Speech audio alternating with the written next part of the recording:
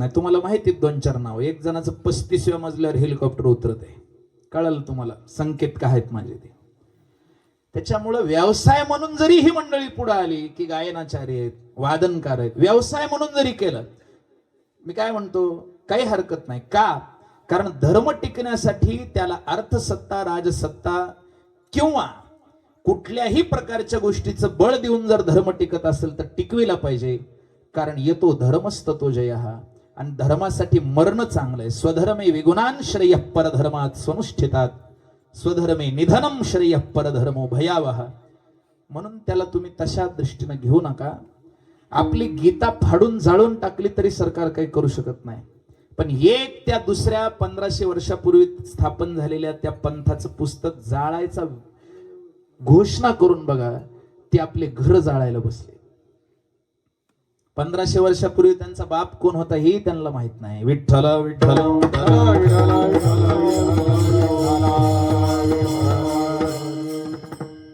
कारण जगामध्ये 2च पंथ सगळ्यात नंबर 1 ला चालले, एक 2000 वर्षापूर्वीचा आणि एक 1500 वर्षापूर्वीचा.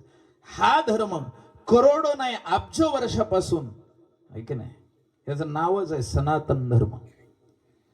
हिंदू धर्म कधी स्थापन झाला कोणीच सांगू शकत नाही. कृष्णही ह्याच धर्मात आले, रामही ह्याच धर्मात आले. ते अनंत काळापासून चालत आलेला वास्तविक धर्म म्हणून एकच आहे. ते तर 2 पंथ आहेत जे जगात चालायलेत नंबर 1 ला. त्या पुढचा काळ जर आपल्या मुलांची कन्वर्शन थांबवायचे असतील, धर्मांतरण थांबवायचे असतील, तर हे संस्कार गीतेचे, ज्ञानेश्वरीचे, हरिपाठाचे संस्कार, भागवताचे संस्कार, भजनाचे संस्कार, मृदंगाचे टाळ वाजवण्याचे संस्कार हे गरजेचे आहेत, तरच धर्म टिकणार आहे. म्हणून धर्म शिक्षणाची हे केंद्र ऐका. वारकरी शिक्षण संस्था कोणती असू द्या, जोग महाराज वारकरी शिक्षण संस्था असू द्या, नाही तर आपली माधव टेकडीवरची वारकरी शिक्षण संस्था असू द्या, धर्म टिकवण्यासाठीचे धर्म संस्काराचे हे जे केंद्र आहेत, हे केंद्रच भविष्यामध्ये देश वाचवतील आणि धर्म वाचवतील, लक्षात ठेवा. म्हणून देश आणि धर्माचं रक्षण करण्यासाठी म्हणून महाराजांनी जे कार्य निवडलं, अशा युवकाला, अशा तरुण तडफदार व्यक्तीला कोणतंही क्षेत्र निवडता आलं असतं. खापरटोन मधून कलेक्टरही झाले असं काही नाही, त्यांनाही होता आलं असतं. बुद्धिमत्ता कमी नाही, पण त्यांनी क्षेत्र का निवडलं? कारण धर्माविषयीची आवड, भक्तीविषयीचं प्रेम आणि साधू संतांविषयीची तळमळ, ह्याच्यामुळे असे व्यक्ती अशा क्षेत्रात यश असतात. विठ्ठल विठ्ठल.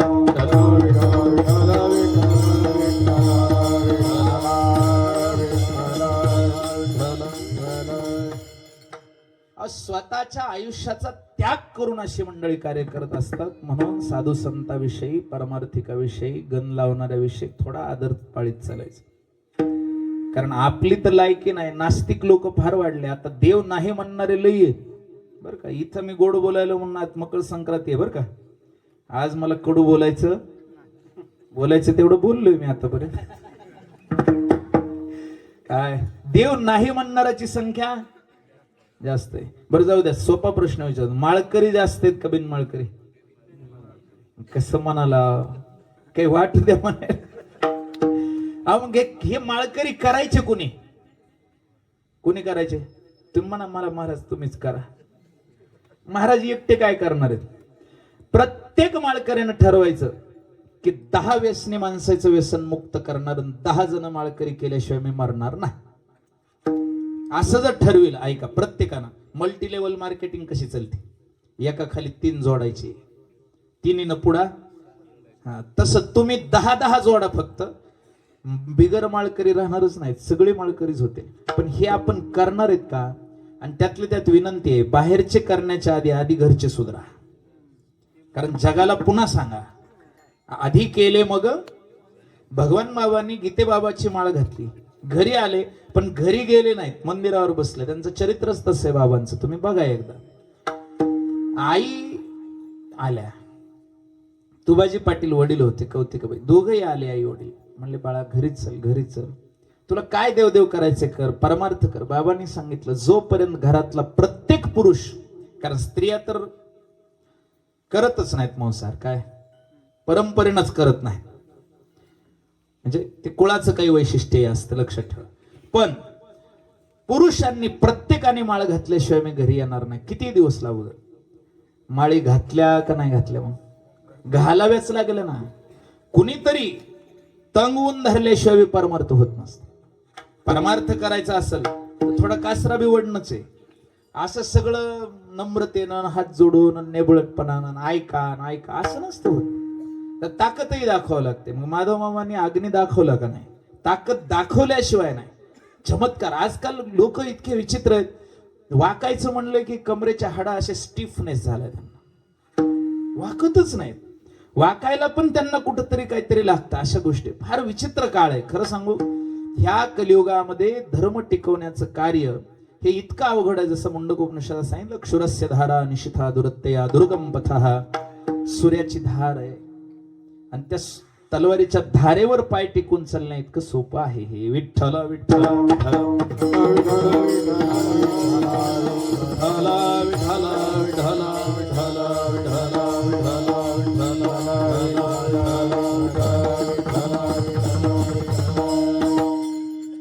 असू द्या. प्रस्तावनेत फार उपद्घातात वेळ घालत नाही.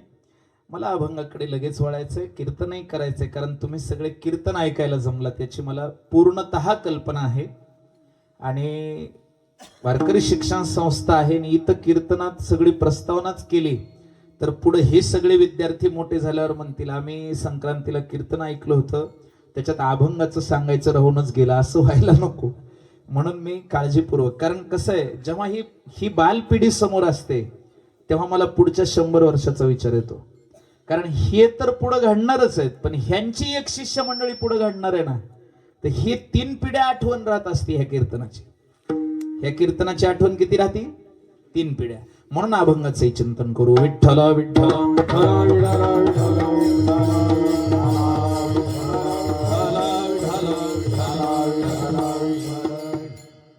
पंचांगाची निर्मिती जी झाली, किंवा ज्याला नवीन भाषेत तुम्ही कॅलेंडर म्हणता, ते 2 पद्धतीचे, एक सौरमान आणि दुसरं चांद्रमान. त्यालाच नव्या इंग्रजी भाषेत सोलर कॅलेंडर आणि लुनर कॅलेंडर असं म्हणतात. मग भारतीय पंचांग जे आहे, विक्रम संवत आणि शालिवाहन शक, हे चांद्रमान आहे का सौरमान आहे याचं उत्तर सांगतो. ह्याच्यात काही चांद्रमानही आहे आणि काही सौरमान आहे. थोडं ज्योतिषशास्त्रावर बोलायला 5 मिनिटं सहन करा. हे दोन्ही मिक्स आहे आपलं पंचांग. कारण चंद्र राशीही आपण मानतो, सूर्य राशीही आपण मानतो. तर ह्याला सोलरिकल लुनार कॅलेंडर असं म्हणता येईल आपल्या पंचांगाला, की सोलरिकल आहे पण लुनार आहे, म्हणजे सौर आहे पण चांद्रमान आहे. आता जे ग्रेगरियन कॅलेंडर आहे 2025 जे सुरू आहे, जे त्या ह्याने सुरू केलं होतं की नाही, ऑगस्टस, आणि त्याच्या अगोदर तो जुलियस.